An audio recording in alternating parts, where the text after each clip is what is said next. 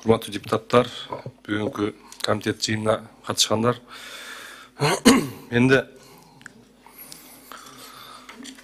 bir суроом бар. Биринчи берененин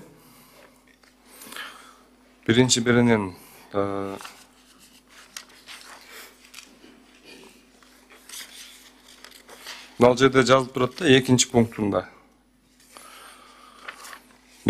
Жалпы билим берүү уюмдарында биринчи класстардагы мектептерге деп, бул жерде акча каражат мыйзам чогулду. Биринчи класс, 11 класс деп. Бул жерде нулевой класс деген бар. Аз эми биз 12 жылдык өтүп атабыз, анда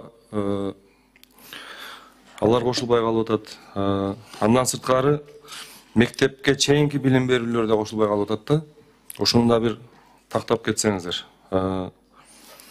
Анан дагы бир айта турган маселе, бул жерде азыр алдыда дагы жакшы суроолор берилди. 23 август 2022 жылы өкмөттүн токтому чыккан 468-чи камкорчулар кеңешин түзүү боюнчачы. Камкорчулар кеңеши бир балага бир айына 500 сомдон акча чогултушат да. Бир мектепте 2000'дин тегерегинде окуучу болсо, бир айына 1 миллион сом акча чогулуп атат.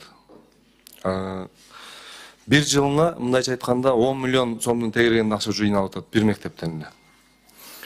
Бул камкорчулар кеңеши ошондо кайсыл коомдук уюмга кирип калабы, же кайсыл жеке уюмга кирип калабы, кандай болуп калат? Ушуну бир тактап кетсеңиз.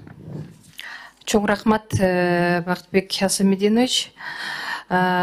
Негизи бул камкорчулар кеңеши жөнүндө жана меценаттык жана кайрымдуулук иштери жөнүндө мыйзамдары бул эгерде ошол мектепте кандайдыр бир ыктыярдуу уюштурулса, ага биздин мыйзамга, биз мыйзамда ал боюнча эч кандай эчтерге киргизген жокпуз. Жана 1 класстан 11 класска чейинки деп бул жерде белгилеп кетип атасыздар да, мына экинчи пункттачы, биринчи берене, экинчи пункт. Ошону башка нулевой класстар, билим берүү чейинкилерinde кошуп кетишибиз керек да. Жанагы билим берүү мыйзамында 5-чи беренеге кошуп атасыздар да, бир пункт кылып. Ошону финансы маселеси менимче көбүнчө 48-чи беренеде жазылып турат да. Ушул жака өзгөртүү киргизсек болот экен, же толуктоолор киргизип. Себеби 5-чи беренеде мамлекеттик кепилдиктер жазылган көбүнчө элечи. Ошону 48-чи беренеге кошуп кетсек жакшы болот экен да, сунуш катары эле. Миргүл Өмүрзаковна негизден аябай жакшы мыйзам көтөргөнсүздөр, колдойбуз толугу менен. Анан дагы бир